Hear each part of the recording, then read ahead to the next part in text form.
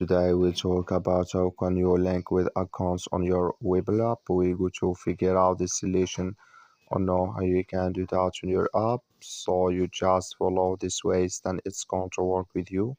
So all you have to do, you just go down, you click here on money down here, you just click on it. Then when you click on it, it's going to take you to this list. It's going to show for you like this.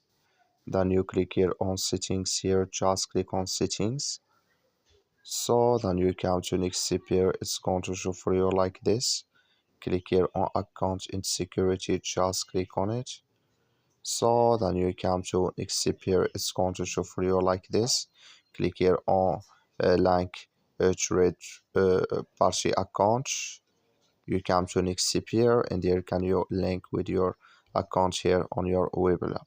That's all you have to do. Thank you for watching. Don't forget to support us by liking and subscribe.